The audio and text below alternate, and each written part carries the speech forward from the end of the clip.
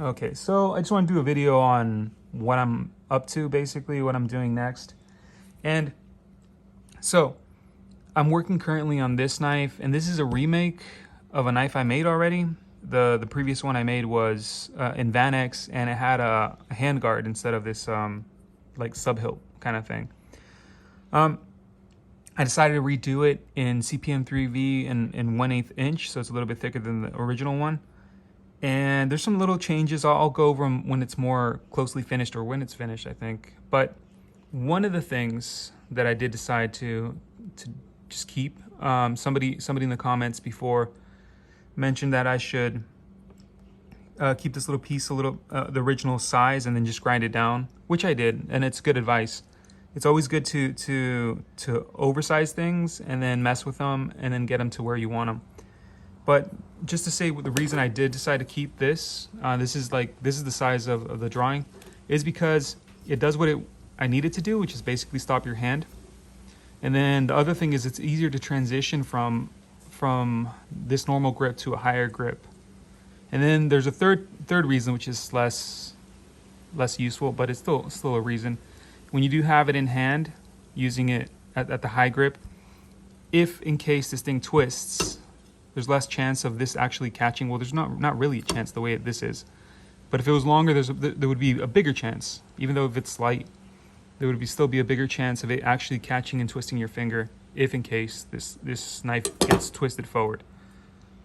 That third one is not really all that much of a, it doesn't have that much of a percentage of happening, but it's still something.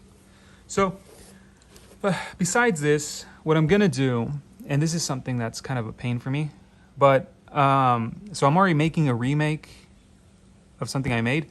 I'm going to remake the remake. So I'm gonna do this knife again, same exact knife, to the best of my abilities. I'm gonna re-grind the same edge and everything, but I'm gonna do it in ADCR V2. So this is CPM 3V, ADCR V2, and the reason for that is because, so it's been mentioned before in comments, and I've gotten curious, and redoing a design. This is the first time I've redone a design, and it is just so painful. It's kind of boring, but I have a good amount of curiosity to see how ADCR V2 compares to CPM 3V when both of these are professionally heat treated by the same people. So they're going to be at their best, theoretically or whatever, at their best heat treat, and same exact knife. And I want to see, I'm not going to take these, once I make both knives, I'm not going to take them to the extreme. I'm just going to carry them for a certain amount of time each and see if there's any difference, and then talk about the difference if there is. The reason for that is because, yeah, you can take them to the extreme and all that stuff, but there is already a lot of information out there. There's Catra tests. I think it's called Catra. You have this machine that has these little coupons of steel that the machine snaps, and it gives a number of how strong the steel is or whatever. I think Knife Steel Nerds has it with Laren. So there's a lot of information out there of how strong these things are and how well they keep an edge and stuff like that. But what I want to see is if it matters, basically. So if I make the same knife and I wear them both for a certain amount of time, can I, the human, not the machine, can I tell a difference, basically? Yeah. So okay. So next up is I'll show you my new design. Okay. So here's the design, and yeah, it looks nuts, but it's something that just like popped into my head, and I'm like, yeah, why not? Let's just like try to make it. I drew it first, and it looks nice. So yeah, next up, I want to like actually make the knife and see what happens. It may be completely, weird and feel bad and, super forward heavy and all this other stuff, but I want to try it out, and I'll do my best to get it to handle nice too. So I'm gonna go over just like my thoughts on what I'm gonna do on this blade and like certain aspects of it, and I may change it in the future, just like once I cut out the piece of steel and have it in my hand and like swing it around a bit. So there might be some spots where I'll change stuff. But to start off, one thing I might change actually. This handle is the same handle as my previous knife. So this thing right here. But this is a little bit more pronounced here in the front. I mentioned this before. Just having for your two front fingers like a more of a perpendicular place to grab onto, for me at least, helps with snap cuts. This, I might do this to it, something like this. Might do something like that, curve it a little bit more, have it match this side.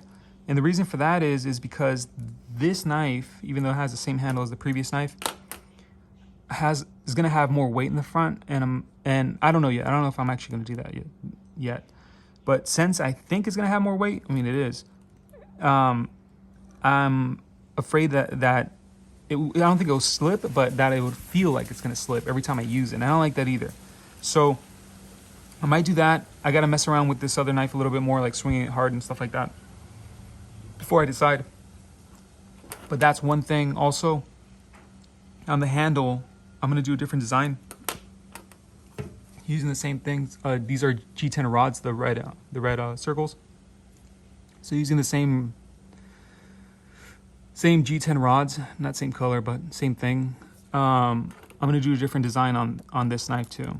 I already have it in mind what I'm gonna do, but see how it comes out.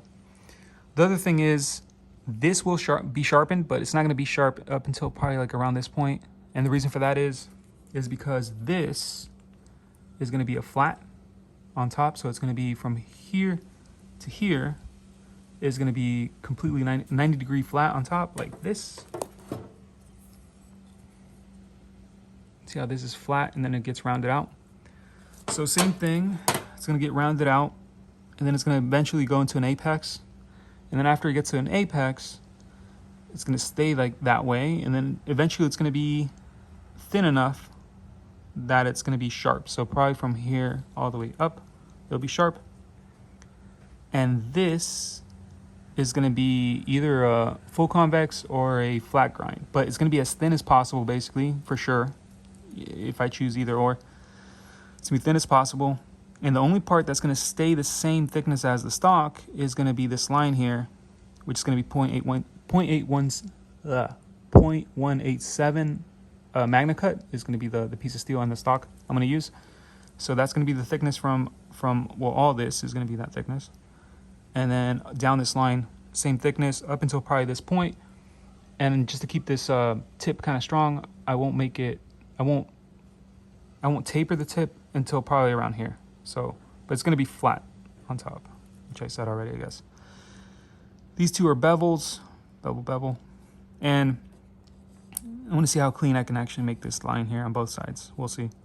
So yeah, so even though it's huge, I'm gonna try to make this as light as possible by making like super thin grinds, and we'll see how that comes out. This, oh yeah, I forgot to tell you, the blade from like handle to tip is around 8 inches, and from here to here is 3 inches. So it's, yeah, which is nuts. But yeah, okay. So overall, I like it. The piece of steel is gonna come probably on Thursday, and meanwhile, I'll be working on this whenever I feel like it. And yeah, we'll see how this comes out.